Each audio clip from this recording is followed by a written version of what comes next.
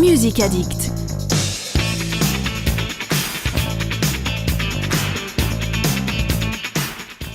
Bonjour à tous, bonjour Nicolas. Bonjour Juliette. On se retrouve pour un nouveau numéro de Sun Music Addict qui commence donc maintenant à 18h05. Réglez vos programmes. On est aujourd'hui et jusqu'à 18h45 avec le groupe Cachemire. Voilà, donc bonjour à tous. L'énergie du rock'n'roll, les mélodies accrocheuses de la pop, des références et influences qu'on égrène comme un chapelet des saints du rock. Led Zeppelin, bien sûr. Le nom de Cachemire est une référence à une de leurs chansons, mais aussi les Who, les Stones, Hendrix, AC/DC.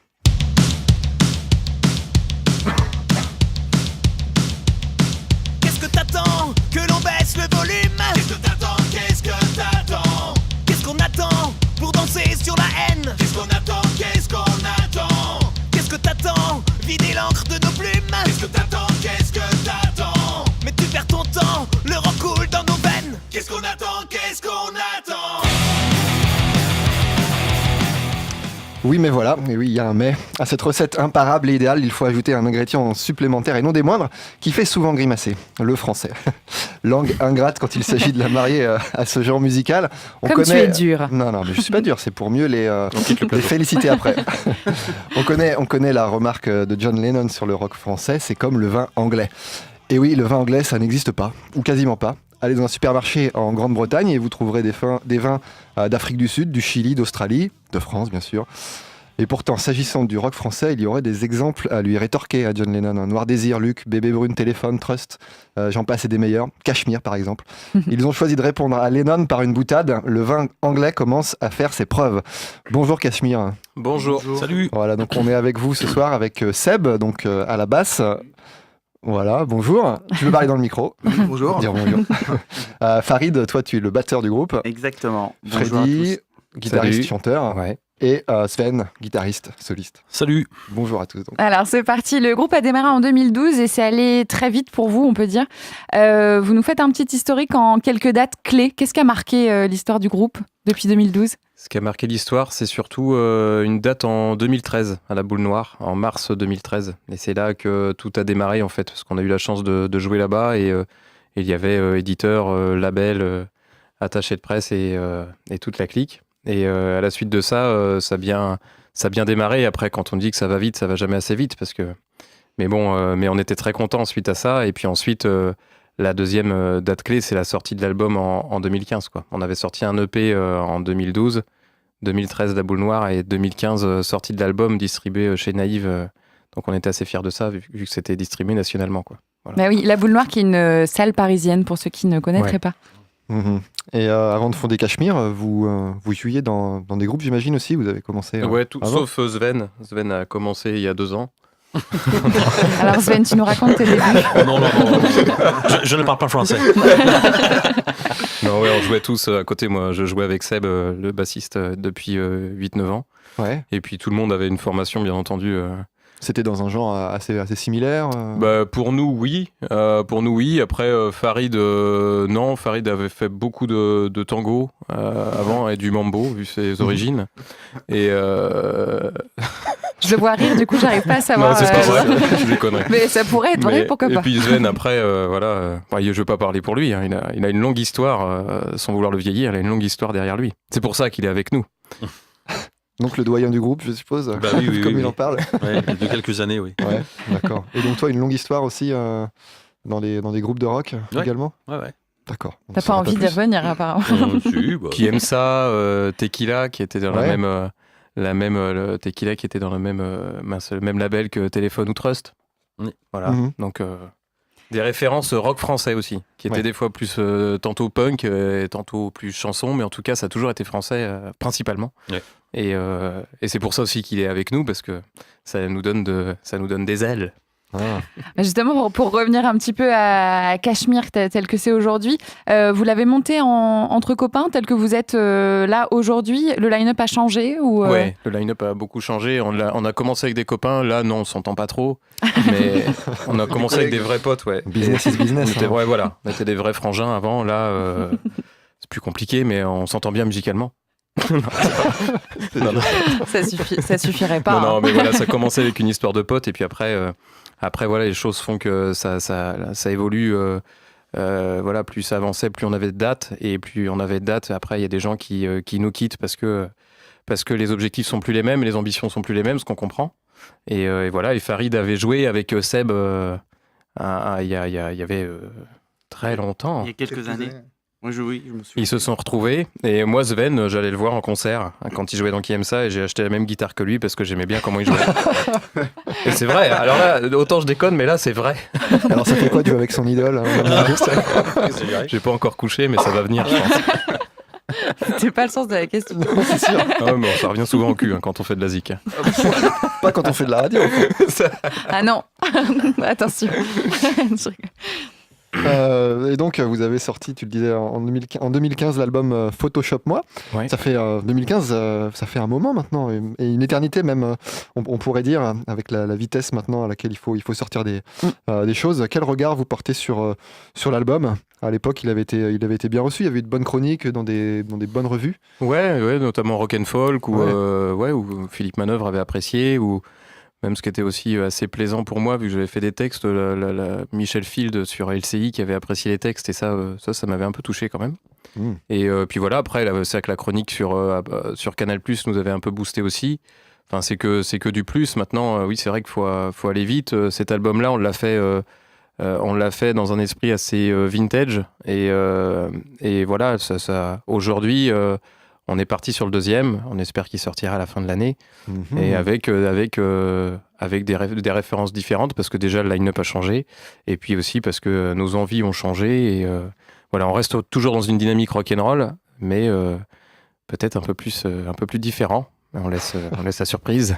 Vous êtes en phase d'écriture là? Ouais, complètement, on est en fond dedans.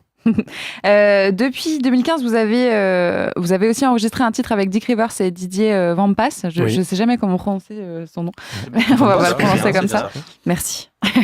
C'était du coup c'était en 2015. Comment ça s'est passé et comment vous les avez rencontrés ces deux-là? Comment ça s'est passé? En fait, on cherchait à faire un titre avec, disons que le fait de faire du rock français, c'est quelque chose d'assez intègre. Comme vous l'avez dit tout à l'heure, assez justement, chanter du rock'n'roll en français, c'est assez compliqué. Et il y a des gens qui sont hyper intègres et qui suivent pas vraiment le marketing. Et on cherchait ces gens-là un peu punk de différentes générations. Et Didier Vampas en fait partie parce que il fait du punk, du rock et il avoue à des interviews qu'il écoute du Patrick Juvet et il en a rien à foutre de ce qu'on pense de lui. Et Dick Rivers, malgré peut-être l'image qu'on peut lui donner, il est exactement comme ça. Et je le comparais presque à Johnny Cash en France, parce qu'il a peut-être une image rock'n'roll Elvis, alors que lui, c'est pas le genre de mec à faire la pub Optique 2000, entre guillemets. Et je vois pas de quoi tu parles. Quelle est la référence? Il a ce côté assez punk rock'n'roll et la preuve... on les appelle en direct, on dit ça vous tente de faire ça dans ce concept-là, et voilà, l'histoire a commencé, et il s'est avéré qu'en fait, lors du tournage du clip, c'était une semaine, l'enregistrement du titre était une semaine après les attentats de novembre. Ah. Et du coup, là, vu les paroles qu'on avait, qui étaient assez dures, un peu punk, on s'est dit c'est pas possible de chanter ça, donc soit on annule, soit on change les paroles, et on a changé les paroles en une nuit. Ils ont validé direct, et là c'est un peu plus réac par rapport à ce qui s'était passé. Et là, du coup, l'histoire était beaucoup plus forte et vachement intéressante en tournage de clip, parce que ça a complètement changé, on a complètement changé le sens, et on a un peu déclaré la guerre avec nos guitares, et avec nos plumes. Et voilà, c'était une super expérience. Ça s'est fait par hasard, et c'était pas du tout programmé comme ça. Et 2 semaines avant le tournage et l'enregistrement, on a tout changé. C'est ça c'est devenu magique pour nous, en tout cas. On a passé un super moment. Et ça s'est fait spontanément et ils ont joué le jeu, quoi. Ah ouais, complètement, ouais. Tu as utilisé le mot tout à l'heure, intègre, pour parler du rock français, de la langue française dans le rock. Qu'est-ce que tu veux dire par là, intègre? Je comprends pas bien. En fait, je parlais plus des personnages, peut-être mal exprimé, des personnages intègres. C'est plus des personnages qui... on avait pensé à Philippe Catherine aussi par rapport à Didier Vampas. C'est des gens qui ont leur univers et puis qui ne suivent pas vraiment les codes de la musique actuelle, quoi. Donc voilà, et Didier Vampas... les gens disent tiens, qu'est-ce qu'il fait en ce moment? Ce qu'il fait en ce moment, il tourne 60-70 fois dans l'année, il est toujours là en fait. Et des mecs comme Dick Rivers, c'est pareil, ils sont toujours mais ils sont soit dans l'ombre et des fois on les revoit, mais il n'y a pas de promo derrière, ils réfléchissent pas en fait, ils font leur vie et c'est ça. Et nous on est aussi comme ça. on est complètement comme ça, parce que sinon, on ferait de l'électro, et voilà. Mais là, on fait ce qu'on aime. Après, forcément qu'on a envie d'avoir du public, et forcément qu'on a envie de vendre des CD et de vendre du live, ça c'est clair, on va pas, ça serait mentir. Mais mais pas au prix de faire un truc qu'on n'aime pas, quoi. Voilà. Et c'est compliqué quand on fait du rock d'avoir un public, de jouer dans des salles. Je pense notamment à les cafés-concerts, surtout dans les agglomérations, c'est compliqué. Paradoxalement, non. Il y a deux mondes, en fait. Il y a le monde des concerts, et puis il y a les autres. Et c'est qui les autres, justement, les... On va pas citer de nom. D'accord. Non, mais voilà, on se rend compte que dans les cafés-cons, dans les salles, c'est toujours bondé, pas spécialement pour nous, hein, je dis pas ça pour nous, je dis juste qu'il y a un public. La preuve, quand on voit la musique extrême au niveau du Hellfest, c'est un monde parallèle. Là, j'appelle ça un monde parallèle. Et voilà. Alors, ils viennent pas toujours pour la musique. Juste petite parenthèse très personnelle. Ok, ça c'est toi qui le dis, Ouais, ça n'engage que toi. J'assume mes propos. Mais quand on va voir Jules, on y va pour la musique ou... C'est pareil, je pense pas. Je voulais juste balancer ce nom-là. Boum. Et alors, vous avez aussi connu un parcours médiatique assez fulgurant. Tu l'as dit tout à l'heure, tu as cité des noms assez connus, Michel Field, Philippe Manœuvre. Donc, on retient votre passage au Grand Journal, sur RTL2, la revue Rolling Stones aussi, qui vous a fait une chronique, je crois. Comment ça a commencé? Tu as un peu commencé à le dire tout à l'heure, parce que dans mon idée, j'imagine, on se réveille un matin avec un message sur le répondeur. Soi-disant, c'est la prod de Canal+ qui veut t'inviter. Et là, tu rigoles doucement en pensant que c'est la blague d'un copain. Comment ça se passe? Ça se passe comme ça? Non, ça se passe pas comme au loto, non. Non, faut quand même, il y a quelques... Faut bosser un peu? Ouais, faut bosser un peu. Et puis, voilà, il y a... Enfin, je crois pas à la chance, on la provoque la chance. Après, elle arrive, mais il faut la provoquer, quoi. Donc, non, parce qu'entre 2012, quand vous commencez, et 2013, où ça décolle, 2013-2014, où ça vraiment s'envole, il y a peu de temps, finalement. Il y a peu de temps. Après, on a cherché des labels, des gens qui nous suivent, on a ciblé des labels qui correspondent à ça. On a travaillé aussi avec des attachés de presse. Certes, ils sont venus à nous. C'est vrai que c'est là où on a de la chance. Mais si on n'avait pas démarché, voilà. Après, oui, ça vient comme ça. C'est un coup de fil, tiens... mais c'était quand même prévu, ça va venir. Voilà, les procs se font pas du jour au lendemain, quoi. Donc voilà, ça va venir, préparez-vous, et voilà. Et là, il y a aussi des choses pour cette année où on se prépare, mais on attend un coup de fil. Et est-ce qu'on s'attend à l'investissement que ça demande, justement, de faire ses preuves, de montrer qu'on est là, qu'on existe, qu'on fait ce qu'on a envie de faire? Ça, faut demander à notre petite femme. Mais bon, alors pas posera la question. Non, mais pour elle. Eh bien, elles sont en direct. Pas téléphone. Non. Non, mais ça, c'est... oui, mais on s'en rend pas compte, quoi. Quand on aime, on compte pas. Mais oui, ça demande forcément de l'énergie, de l'investissement. Il y a des hauts, il y a des bas. Mais c'est pour ça, c'est la différence entre un artiste seul et un groupe. Ouais. Quand on est en groupe, quand il y a des bonnes nouvelles, c'est hyper cool d'en parler tous ensemble. Puis quand il y en a des mauvaises, c'est hyper cool d'en parler tous ensemble. Ouais, c'est ça. Et c'est la fulgurance, j'utilise le terme entre guillemets, mais c'est cette rapidité avec laquelle ça a décollé. Peut-être que vous ne l'avez pas vu comme ça, mais en tout cas, d'extérieur, on a l'impression que ça allait vite. C'est ça qui a fait aussi que le line-up a changé. Peut-être vos anciens collègues ont dit, oh là là, ça va vite, c'est pas le projet que j'avais. C'est ça. Ouais. Bah voilà, les projets de vie, quoi, c'est des projets de vie. Voilà, ça va vite, je suis pas prêt, voilà. Ça s'est vraiment passé comme ça, quoi. Ouais. Mais vous avez l'air, vous... Pardon? Ça peut faire peur aussi. Oui, bien sûr, je comprends, ouais. D'être souvent sur la route, de se dévouer à un Parle bien projet, dans le micro, hein, de se dévouer à un projet. Ouais. Et non, c'est carrément un projet de vie, quoi. Faut l'accepter. Ouais. Même si, voilà, on part pas en tournée des années. Ouais, voilà, mois, c'est pas non plus. Mais aujourd'hui, on n'en est pas là. Après, ce que je voulais dire, fulgurant, faut être mesuré. Nous, on n'a pas trop ce ressenti-là, même si. Il y a eu une bonne période, Après, voilà, on n'est pas non plus Muse, quoi.